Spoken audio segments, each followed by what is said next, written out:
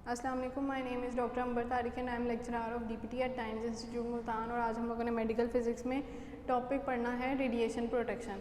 तो सबसे पहले उसके लिए आपको रेडिएशन का पता होना चाहिए, उसके साइड इफ़ेक्ट्स का पता होना चाहिए। तो हमने रेडिएशन जो है, कोई भी हार्मफुल रेज जो हैं वो बॉडी पे या बॉडी के टिश्यूज़ पे किस तरह से डैमेजिंग इफ़ेक्ट्स जो हैं वो क्रिएट कर सकती हैं, तो उनको हमने देखना है और उनको कैसे हम प्रिवेंट या मिनिमाइज़ कर सकते हैं उनके रिस्क को, तो उसको हम आज देखेंगे। तो ऑब्जेक्टिव्स ऑफ रेडिएशन प्रोटेक्शन में सबसे पहले आपके पास आ जाता है international commission of radiation protection. एक ऑर्गेनाइजेशन है जिसने ये कहा था ओवरऑल ऑब्जेक्टिव रेडिएशन प्रोटेक्शन का होना चाहिए कि वो प्रोवाइड करे एक appropriate standard of protection for man without unduly limiting the beneficial practices giving rise to.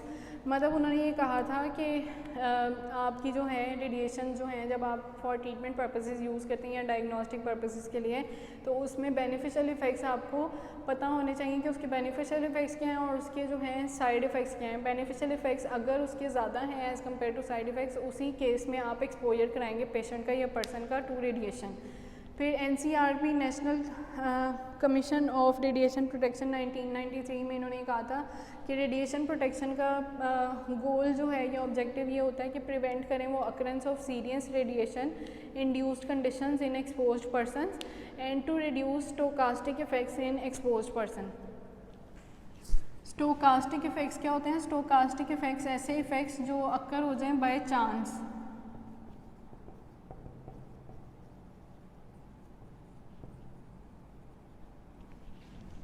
तो उसमें आपके पास आ जाते हैं कि प्रोबेबिलिटी जो है उसकी प्रोपोर्शनल होती है आपकी डोज के, और इसमें आ जाती है एग्जांपल आपके पास स्टोकास्टिक इफेक्ट्स की कि उसमें थ्रेशोल्ड जो है ना वो विदाउट थ्रेशोल्ड जो डोज आप अप्लाई कर रहे होते हैं उसकी वजह से जो इलनेस या इंजरीज हो रही हैं या साइड इफ़ेक्ट्स आ रहे हैं उनको स्टोकास्टिक इफेक्ट्स कहते हैं।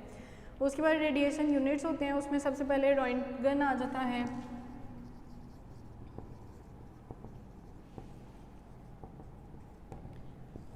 फर्स्ट है रॉन्टगन। रॉन्टगन क्या है? यूनिट ऑफ रेडिएशन एक्सपोजर है जो चार्ज लिबरेट करता है 2.58 इंटू 10⁻⁴ कूलम्स पर किलोग्राम ऑफ एयर। और इसकी डेफिनेशन ये आ जाती है amount producing one electrostatic unit, amount producing one electrostatic unit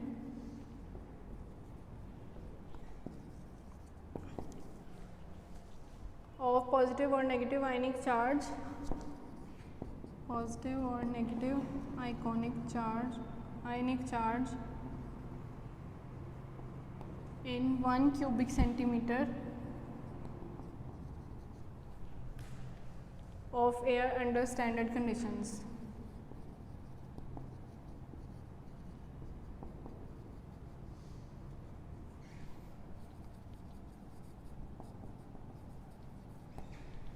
then आपके पास आ जाता है ये इंडिपेंडेंट होता है एरिया से और फील्ड साइज से। फिर उसके बाद आपके पास आ जाती है second definition absorb dose.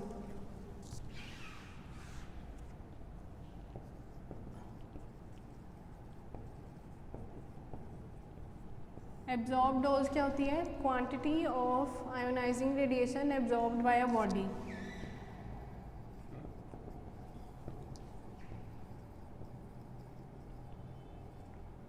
Ionised radiation absorbed by a body या tissue, by tissues of body, by a body और बाय टिश्यू। इंडिपेंडेंट होती है कंपोजिशन ऑफ इरेडिएटेड मटेरियल से, और एनर्जी ऑफ बीम जो है उससे भी इंडिपेंडेंट होगी, उस पर डिपेंड नहीं करती। यूनिट ऑफ एब्जॉर्ब डोज जो है वो आपके पास दो आ जाते हैं, एक है रेडियन और एक है ग्रे। उसके बाद ग्रे जो है वो डिफाइन होता है as a quantity of radiation that results in an energy deposition of 1 joule per kilogram. उसके बाद डोज इक्विवेलेंट आ जाता है, ये मेजर ऑफ बायोलॉजिकल इफेक्टिवनेस है वो ऑफ रेडिएशन। इसमें दो यूनिट्स इसके आ जाते हैं, एक है रैम और एक है सिवर्ट।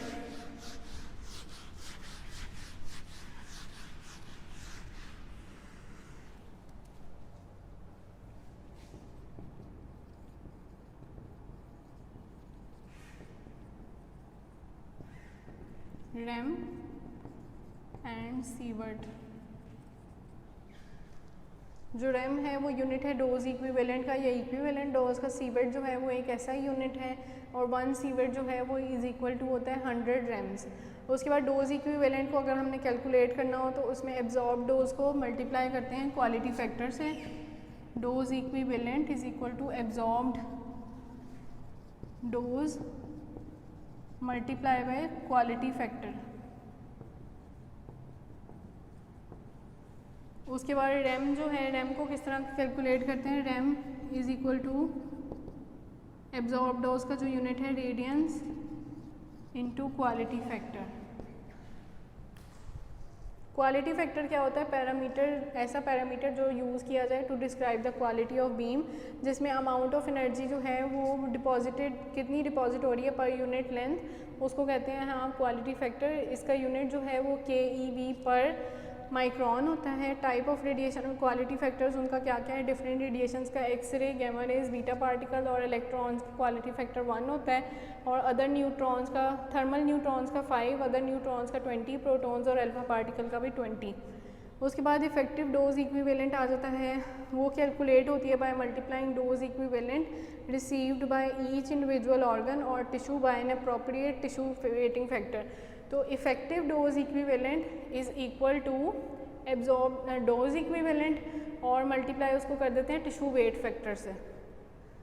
सोर्सेज ऑफ रेडिएशन देखेंगे, नेचुरल रेडिएशन होती है, मेडिकल रेडिएशन होती हैं और न्यूक्लियर वेपन से आपको रेडिएशन मिल सकती हैं। नेचुरल रेडिएशन में आपके पास 2 तरह की आ जाती हैं, एक्सटर्नल है, इंटरनल है। मेडिकल में आपके पास डायग्नोस्टिक और थेराप्यूटिक आ जाती हैं। नेचुरल में आपके पास एक्सटर्नल में कॉस्मिक और गैमा रेडिएशन आ जाती हैं। इंटरनल में आपके पास radio nuclides with in the body ingested और इनहेल्ड। और मेडिकल रेडिएशन में डायग्नोस्टिक, थेराप्यूटिक और न्यूक्लियर वेपन्स आ जाते हैं। फिर इलेक्ट्रोमैग्नेटिक वेव्स बनी हुई हैं, उसमें रेंजेस बताई हुई हैं कि लो से हाई तक जो है कौन कौन सी रेज आती हैं। सबसे पहले आपके पास आ जाती है नॉन आयोनाइजिंग रेडिएशन और फिर आती हैं आयोनाइजिंग रेडिएशंस। नॉन आयोनाइजिंग में आपके पास 6 होती हैं। सबसे पहले आपके पास लोएस्ट फ्रीक्वेंसी वाली आ जाती हैं रेडियो वेव्स, फिर माइक्रोवेव्स, फिर radar waves, infrared, visible light और अल्ट्रावायलेट। और आयोनाइजिंग में आपके पास एक्सरे और गैमा रेज आ जाती हैं।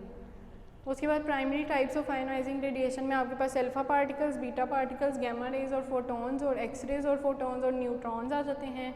डायरेक्ट आयोनाइजेशन जो है इनमें, आयोनाइजिंग रेज में जो है वो डायरेक्ट आयोनाइजेशन होती है caused by protons, alpha particles, beta particles और positron particles. Indirect ionisation neutrons, gamma rays और एक्सरे से होती है। फिर उसके बाद हमने जो मेन टॉपिक हमारा है रेडिएशन प्रोटेक्शन, तो हमने देखना है कि क्या हमें ज़रूरत होती भी है रेडिएशन से अपने आप को प्रोटेक्ट करने की या नहीं। तो उसमें अगर होती है तो कौन कौन से मेथड्स आएंगे, किन किन चीज़ों से हम उनको, किन ऑर्गन्स को प्रोटेक्ट करना होता है और क्या क्या हम रेडिएशन वाले रूम में जो है वो कर सकते हैं अप्लाई। सबसे पहले रेडिएशन हेल्थ इफ़ेक्ट्स आ जाते हैं।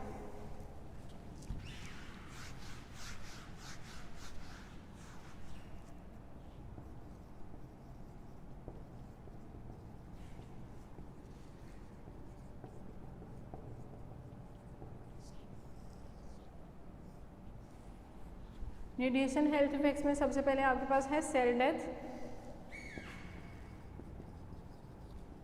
सेल ट्रांसफॉर्मेशन और लास्ट है आपके पास बोथ या मिक्स्ड, जिसमें दोनों का कॉम्बिनेशन आपको मिलता है। तो सेल डेथ में आपके पास होते हैं डिटर्मिनिस्टिक इफेक्ट्स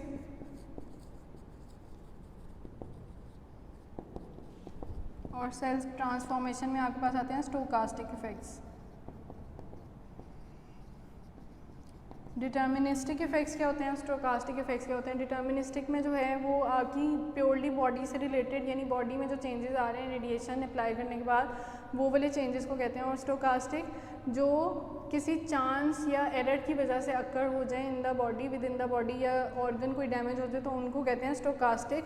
या अगर सेल ट्रांसफॉर्मेशन है तो इसमें ये हो कि एपिथेलियल लाइनिंग जो है वो एक फॉर्म से दूसरी फॉर्म में चेंज हो जाए तो उसको कहते हैं आप स्टोकास्टिक इफेक्ट। उसके बाद बोथ में आपके पास इसमें साथ एंटीनेटल का भी थोड़ा सा आ जाता है कि सोमैटिक और हेरिडिटरी हो सकते हैं और ये लाइव बॉर्न इसमें चाइल्ड जो है वो पैदा हो सकता है। फिर डिटर्मिनिस्टिक इफेक्ट्स जो हैं उनको थ्रेशोल्ड या नॉन स्टोकास्टिक इफेक्ट्स भी कहते हैं। स्टोकास्टिक में आपके पास कोई डोज का थ्रेशोल्ड नहीं होना चाहिए, इसमें आपके पास थ्रेशोल्ड जो है वो रिक्वायर्ड होता है फॉर अचीविंग डिटर्मिनिस्टिक इफेक्ट्स। तो existence of a dose threshold value जो है बिलो दिस डोज थ्रेशोल्ड के बिलो जो डोज होगी आप अप्लाई करेंगे उसमें इफेक्ट जो है वो ऑब्जर्वेबल नहीं होगा, कोई इफेक्ट आपको नहीं मिलता। सिविरिटी ऑफ इफेक्ट जो है वो इंक्रीज़ करती है या डायरेक्टली प्रोपोर्शनल होती है आपकी डोज़ के साथ, जितनी आप डोज बढ़ाते जाएंगे उतनी सिविरिटी आपको इफेक्ट की मिलती जाएगी। लार्ज नंबर ऑफ सेल्स इसमें इन्वॉल्व होते हैं। फिर स्टोकास्टिक आ जाते हैं, उसमें नॉन थ्रेशोल्ड इफेक्ट भी इसको कहते हैं, और इसमें क्योंकि नो थ्रेशोल्ड कोई थ्रेशोल्ड रिक्वायर्ड नहीं होता to achieve stochastic effects, probability of effect जो है वो इंक्रीज़ करती है आपकी विद डोज। सिविरिटी जो है वो इंडिपेंडेंट होती है डोज से और जनरली अकर होती है इन अ सिंगल सेल, और इसमें एग्जांपल आ जाती है कैंसर या जेनेटिक इफेक्ट्स। फिर आपके आ जाते हैं chain of events following exposure to ionizing radiation.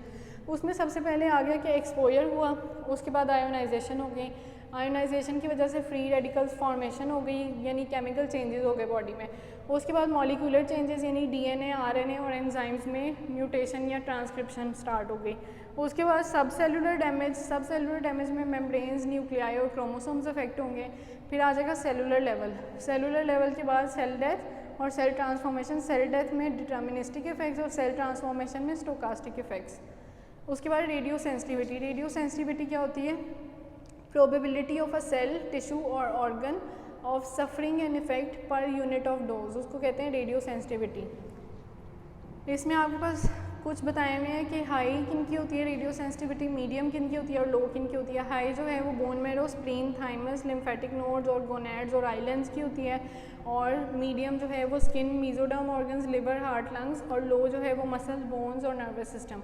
फिर आपके रेडिएशन इफेक्ट्स में दोबारा इन दोनों का डिफरेंस आ जाएगा डिटर्मिनिस्टिक और स्टोकास्टिक। डिटर्मिनिस्टिक में ये सेल की किलिंग कर देते हैं और ये सेल की मॉडिफिकेशन कर देते हैं। इनमें थ्रेशोल्ड डोज रिक्वायर्ड होता है, इसमें कोई थ्रेशोल्ड नहीं रिक्वायर्ड होता। ये डिटर्मिनिस्टिक इन नेचर होते हैं, ये प्रोबेबिलिस्टिक इन नेचर होते हैं। इनकी सिविरिटी इंक्रीज़ करती है with the increases of dose, और इनकी जो है प्रोबेबिलिटी इंक्रीज़ करती है विद डोज। इसमें जो है ये हाई डोजेस पे अकर होता है और ये जो है लो डोजेस पे भी ये इफेक्ट अचीव किया जा सकता है। ये जो है ये कम्प्लीटली अवॉइड किए जाते हैं रेडिएशन एक्सपोजर में, और ये जो है ये कम्प्लीटली अवॉइड नहीं किए जा सकते।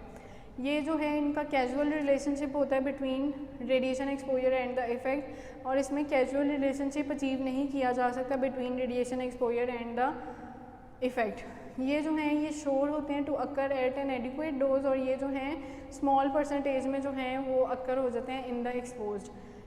ये रेडिएशन सिकनेस कॉज कर सकते हैं, ये क्रोमोसोमल डैमेज कॉज करते हैं, ये रेडिएशन सिंड्रोम्स कॉज करते हैं जिसमें हेमेटोपोइटिक सिंड्रोम, जीआई सिंड्रोम या सीएनएस सिंड्रोम हो सकता है। ये कैंसर इंडक्शन कराते हैं several years after exposure to radiation, जो है कैंसर इंड्यूस हो जाता है पेशेंट्स में। ये डैमेज करते हैं इंडिविजुअल ऑर्गन्स को, डेथ कॉज कर सकते हैं और लेट डैमेज हो सकता है। इसमें जेनेटिक इफेक्ट्स मिलेंगे, हेरिडिटरी इन नेचर और सोमैटिक म्यूटेशंस मिल सकती हैं। अब हमें इफ़ेक्ट्स का पता चल गया, उसके बाद इसका मतलब है इफ़ेक्ट्स को देखते हुए हमें ये पता होना चाहिए कि हमें रेडिएशन से खुद को प्रोटेक्ट भी करना है और पेशेंट को भी प्रोटेक्ट करना है। तो ऑब्जेक्टिव्स ऑफ रेडिएशन प्रोटेक्शन में सबसे पहले आ जाता है प्रिवेंशन ऑफ डिटर्मिनिस्टिक इफेक्ट और limiting the probability of stochastic effect.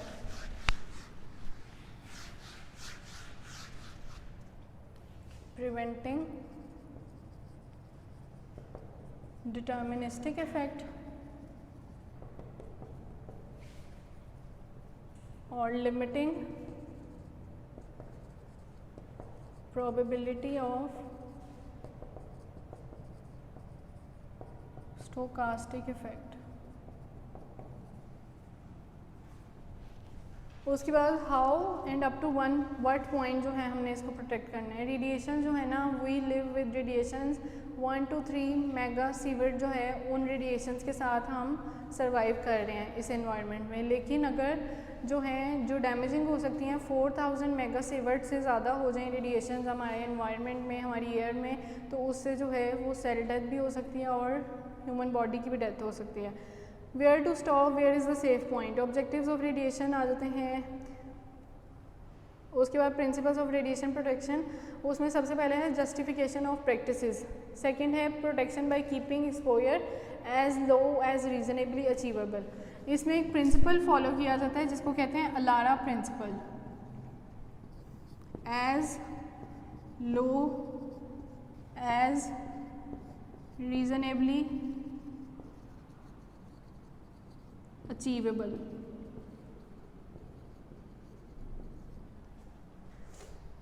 उसके बाद डोज लिमिटेशन आ जाती है, justification of procedure versus the net benefit. उसमें ये कहा गया था कि कोई भी प्रैक्टिस जिसमें exposure to radiation should be adopted, ऐसा नहीं आपने करना, कोई भी ऐसा मेथड नहीं यूज़ करना जिसमें आपको जब तक श्योरिटी ना हो कि इसका कोई बेनिफिट भी आ रहा है, और बेनिफिट से जो है वो डेट्रीमेंटल इफ़ेक्ट्स को मिनिमाइज़ भी कर रहा है, प्रिवेंट भी कर रहा है, तब तक आपने रेडिएशन एक्सपोजर नहीं करवाना। सेकेंड है ऑप्टिमाइजेशन ऑफ प्रोटेक्शन। उसमें ये था protection should be optimised in relation to magnitude of doses और number of people exposed. Optimisation जो है वो अचीव की जा सकती है by principle ALARA as low as reasonably achievable so as to derive maximum diagnostic information with minimum discomfort to the patient. उसके बाद amount and type of radiation exposure जो है वो मैटर करती है। उसमें टाइम आ जाता है, डिस्टेंस आ जाता है और शील्डिंग आ जाती है। टाइम जो है, एक्सपोजर टाइम जो है वो रिलेट करता है आपके रेडिएशन एक्सपोजर से, और एक्सपोजर रेट से एक्सपोजर पर यूनिट टाइम से। और एक्सपोजर टाइम को आप कैलकुलेट कर सकते हैं by dividing exposure from exposure rate. उसके बाद डिस्टेंस आ जाता है। डिस्टेंस में उन्होंने बताया कि इनवर्स स्क्वायर लॉ जो है वो फॉलो करता है। रेडिएशन प्रोटेक्शन जो है वो आपकी रिलेट करती है distance between the source of radiation and the exposed individual.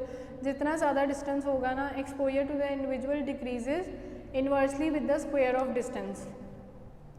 Shielding आ जाती है। शील्डिंग में उन्होंने ये बताया कि कुछ मटेरियल्स हम शील्डिंग के लिए यूज़ करते हैं। उसमें कंक्रीट आ जाती है, लेड आ जाता है, जो एटीन्यूएट करते हैं रेडिएशन को, यानी रेडिएशन के इफ़ेक्ट्स को मिनिमाइज या रिड्यूस करते हैं when they are placed between the source of radiation and the exposed individual.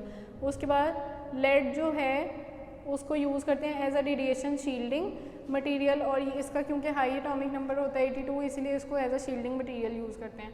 4 हमने देखने होते हैं factors in shielding in diagnostic radiology. उसमें सबसे पहले आ जाती है x ray tube shielding, room shielding. Room shielding में एक्सरे इक्विपमेंट को शील्ड करते हैं और पेशेंट वेटिंग रूम को शील्ड कर देते हैं। थर्ड आ जाता है पर्सनल शील्डिंग और patient shielding of organs not under investigation. X ray tube shielding या सोर्स शील्डिंग में क्या करते हैं कि उसमें एक्सरे ट्यूब को लाइन कर देते हैं with lead, because x ray is produced in the tube जो है वो स्कैटर्ड होती हैं ऑल डायरेक्शन में।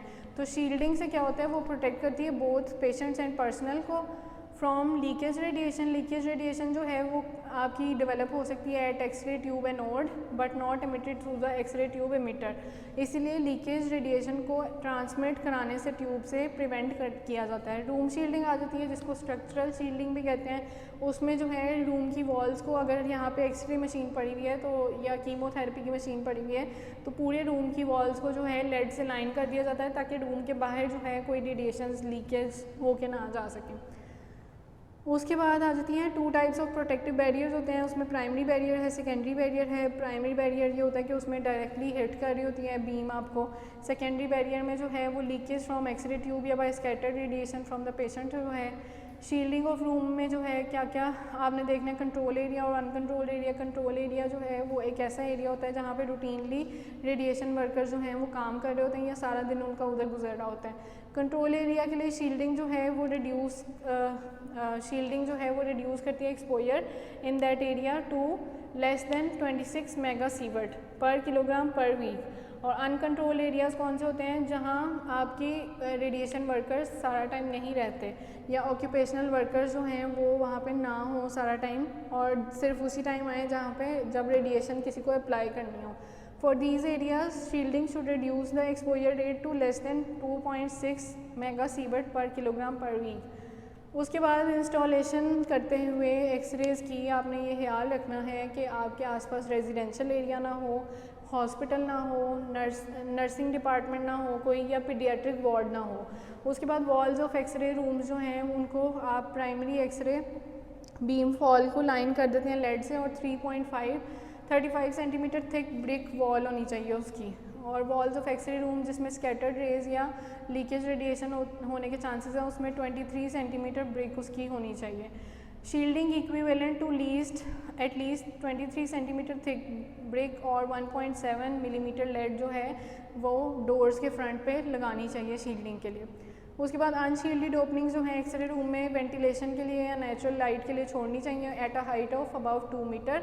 रूम्स जो हैं जिसमें फ्लोरोस्कोपी इक्विपमेंट लगाया जाता है वहाँ पे डार्कनेस जो है वो कन्वीनियंटली अचीव कर लेनी चाहिए when desired in the room या required in the room.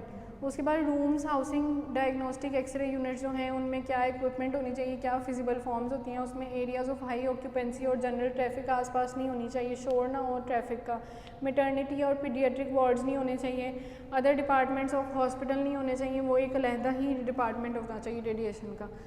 Then आपकी आ जाती है shielding of x ray control room. उसमें वॉल्स जो हैं वो 1.5 मिलीमीटर जो है लेड की लाइनिंग उसको कर दी जाती है। लोकेशन ऑफ कंट्रोल बूथ जो है वो लोकेटेड होनी चाहिए at a distance from the scattered radiation. Patient waiting area जो है उसको आउटसाइड द एक्सरे रूम बनाना चाहिए। वार्निंग सिग्नल का एक जो है वहाँ पे प्लैक कार्ड लगाना चाहिए या नोटिस या पोस्टर लगा होना चाहिए। पर्सनल शील्डिंग में ये कर सकते हैं कि वो रेडिएशन एनवायरनमेंट में तब रहे जब उसका वहाँ होना नेसेसरी हो। उसके बाद इसमें लेड एप्रन्स उनको यूज़ करवा सकते हैं जो कि अप्लाई कर रहा होगा रेडिएशन किसी पेशेंट पे। ये सेकेंडरी बैरियर का काम करते हैं और ये एप्रन्स जो हैं वो प्रोटेक्ट करते हैं इंडिविजुअल को from secondary radiations not the primary beam. और थिकनेस ऑफ लेड जो है वो प्रोटेक्टिव अपैरल होता है। उसके बाद रिकमेंडेड होता है कि वुमेन जो हैं वो एक लेड एप्रन पहने जो उनके शोल्डर से लेके पेल्विस और हिप रीजन को पूरा कवर कर रहा हो। उसके बाद आपके पास आ जाते हैं अदर प्रोटेक्टिव अपैरल में आई ग्लासेस आ जाती हैं, साइड शील्ड्स आ जाती हैं, थायराइड शील्ड्स और हैंड ग्लव्स आ जाते हैं। लेड प्रोटेक्टिव लेड इक्विवेलेंट जो हैं वो 0.5 मिलीमीटर के होने चाहिए। फिर पेशेंट की शील्डिंग आ जाती है लास्ट में, उसमें रेडियोलॉजी डिपार्टमेंट्स के वर्कर्स को शील्ड करना है, अटेंडेंट्स को शील्ड करना है और पेशेंट को शील्ड करना है उसके वो ऑर्गन्स जो रिप्रोडक्टिव सिस्टम के ऑर्गन्स और अदर ऑर्गन्स को आपने किस तरह से प्रोटेक्ट करना है। थायराइड को, ब्रेस्ट को, गोनैड्स को शील्ड कर देना है और चिल्ड्रन और एडल्ट्स में आपने ये ख्याल रखना है कि इन ऑर्गन्स को आपने लाजमी जो है वो शील्ड करना है for minimizing radiation protection, for minimizing radiation effects. तो ये आज का हमारा टॉपिक यहीं पर ख़त्म होता है। थैंक यू, अल्लाह हाफ़िज़।